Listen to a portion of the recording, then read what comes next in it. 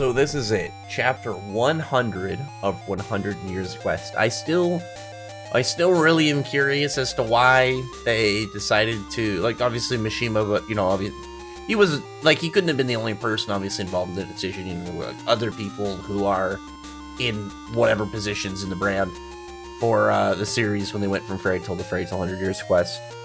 Why they went with that, because then we were eventually going to get to this number.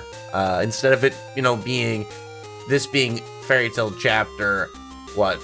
I guess it would be like, what, like 99, because you count the one? No, right? No, what am I talking about? It would, because I'm trying to think, because it would be chapter 1, would be chapter 546. But I think it would still be the same. This would be chapter 645 then, I guess I would assume. I'm trying to, like, remember, because sometimes I mess up ones like that. Either way, not important. When we get to this one, I think that this chapter is going to be one that sets, like, a good tone shift, because obviously the labyrinth literally did shift and matches were set up. But we have to keep in mind this is chapter 100. And it would really surprise me if they didn't do something extra special for a milestone chapter, because I like milestone chapters are just something that most mangaka pay attention to, because they know it's not just an accomplishment and a milestone for the series, it's something that the fans are happy about too, because it was something that they helped achieve as well by, you know, supporting the series and stuff and getting it to where it is. But with chapter 100 of 100 Years Quest, I think what we should be looking out for mostly, like I said, is that big milestone event potential. It could be a big reveal, and for instance, I'll just give an idea. I had a theory a while ago of Celine's other children showing up, or Celine in some way bringing reinforcements to one of the sides.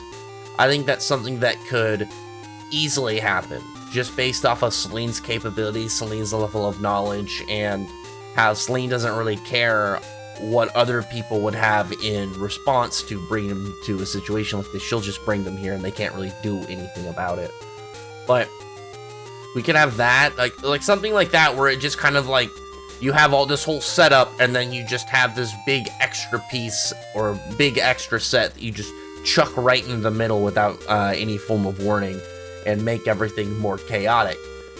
I would assume that, because chapter 100, I mean, otherwise, I think it'll be we'll get focus on Lucy's fight, because I think that's the one I think is the easiest one to go to first, because obviously Natsu against Suzaku and Urza Gajo Gray against Misaki is, you know, that's way more of like a big hype, because those are the bigger characters, whereas like we've seen Kiria fight a couple times and we see her be defeated multiple times, so it's not as much hype on her character. It's more towards like Lucy's fight against her, and I still think Lucy's gonna do fine against her. I'd be surprised if it took more effort for her to defeat Kiria than to defeat Mimi.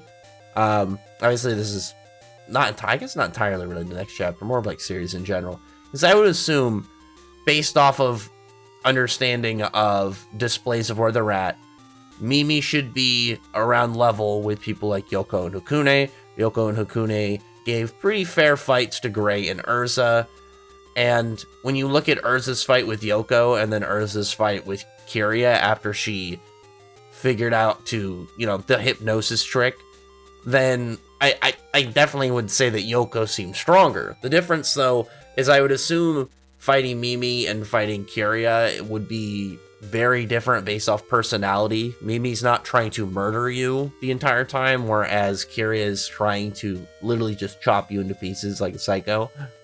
But I think Lucy will do fine. I think that she, as somebody who, I think she already beat somebody who in general is stronger. Again, I don't think as hard of a fight based off personality differences, but still I think a overall more powerful opponent with Mimi. But Lucy's also a smart tactical fighter, and Kiria is not a smart tactical fighter. She's a very all-in, like, kind of just wild fighter. And I think Lucy, as long as Lucy is fine dealing with her attacks, I think she's gonna be fine, because she's just gonna set up some combos and clap Kiria. Because, like, for instance, the Gemini, like, win condition that she set up at the start of her fight with Mimi where Mimi didn't notice that because Lucy was distracting her with other parts of the fight, Kiri would fall for that easily. Like Lucy, if you were Lucy right now, you could logically be like, I'm just going to do the same strategy, and it would probably work against Kyria. Like, borderline the same strategy, just summon Gemini, say, go to the back, cast on Aronometry, and we'll one-shot her. I could easily see that happening here in terms of what you think would win. I don't think Mishima will do the same thing entirely because of, like, why would he want to write the same fight? I can still see Aronometria winning, but I kind of want Lucy to win with a different spell, because I think it would give her a better sense of like battle capabilities if she's able to, obviously to defeat her opponents with other abilities, but also it would kind of again show that difference of, though Kyria is a tough opponent, she wasn't as powerful as Mimi. So for Lucy, this could be one of those fights where it's just like, oh, this is difficult, but I mean, it's not as difficult as the one I just won, so I should be fine kind of situation. Dragon Force and all the fights is like a toss-up, but whatever. Anyway, I've rambled on too much on that, just because I mentioned in my review I'm very interested in the Lucy Kyria fight. I was very interested in the Mimi fights as well, and I want to see how this follows up. Like Lucy's last couple of fights have been really interesting, and how they've connected to her character too. So I definitely want to see that. Also, obviously, getting revenge from her fight early on 100 Years Quest, but with the other ones, like I don't expect to get a lot of Misaki and Suzaku's fights. I think the best we can really hope for is like either outright telling us what Misaki's dragon attribute is, or more displays that give us hints and information towards it. Because I don't think Haku's getting up. I don't imagine that Kirin is going to be coming in, confronting any other opponents anytime soon, considering he just parted ways with Laxus, and now we know that he's a Laxus opponent. Like, Mishima has set up all of them to have their own adversaries in this arc. And I gotta do a video on that just because I want to talk about, like, the value in each of those and kind of, like, what I'm hoping from each of them. And it's probably a good idea before some of these fights really get underway, because, like, the only one we've really had concluded, at least from, like, how I'm talking about it, is the Wendy and Haku fight, sort of. But everything right now, I think, is looking pretty strong in the way of a plot twist. Well, I think, my guess on how I think it'll go, this is my best belief on how Chapter 100 to Chapter 101 will go. I think Chapter 100 will show a little bit of the fights.